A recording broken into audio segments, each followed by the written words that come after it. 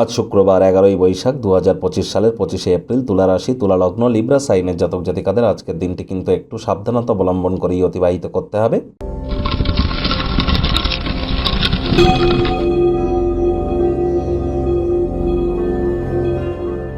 ভিডিওটির শুরুতেই আপনার স্ক্রিনে দেখতে পাচ্ছেন শুক্র গ্রহের বীজ মন্ত্র ওম দ্রাং দ্রিং দ্রং স শুক্রায় নমঃ।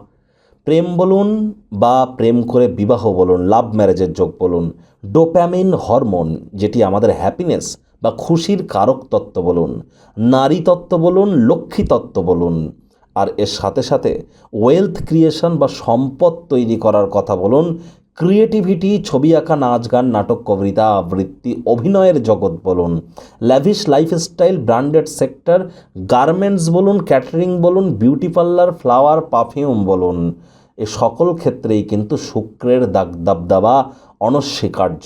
আর শুক্র বর্তমানে কিন্তু উচ্চস্থ হয়ে মার্গী হয়ে আছে এবং লক্ষ্মীনারায়ণ রাজযোগ তৈরি করে বসে আছে।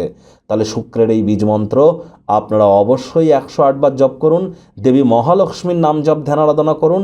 সন্ধেবেলার সময় আজ সারাদিন নিরামিষ খেয়ে লক্ষ্মী দেবীর ঘটের সামনে বসে লক্ষ্মীর পাঁচালি পড়ুন, দেখবেন প্রভূত পরিমাণে উপকৃত হবেন।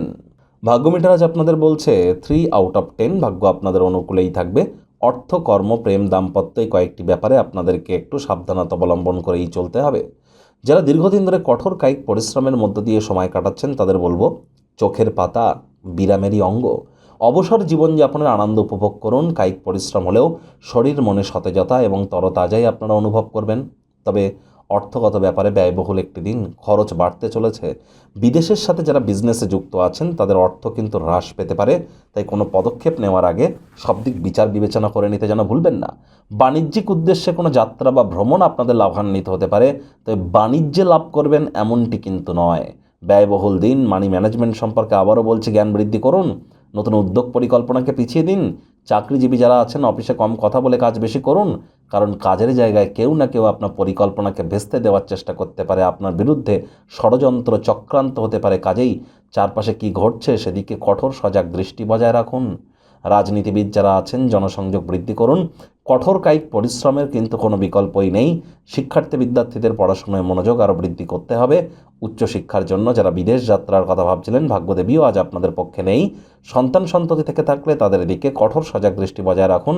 অসৎ সঙ্গে চলে যেতে পারে, চোখে চোখ রেখে খুব ইজিলি মিথ্যে কথা বলে দিতে পারে, নেশা ভাঙের প্রতি আকৃষ্ট হতে পারে, শরীর স্বাস্থ্যের অবনতি হতে পারে। হাউস ওয়াইফ যারা আছেন দিনের শুরুটা তাড়াতাড়ি করুন। প্রেমিক প্রেমিকা, স্বামী স্ত্রী রূঢ় বাক্যের প্রয়োগ করা থেকে বিরত থাকুন। আজ আপনাদের উচিত ডমিনেটিং নেচারের হওয়া থেকে বিরত থাকা।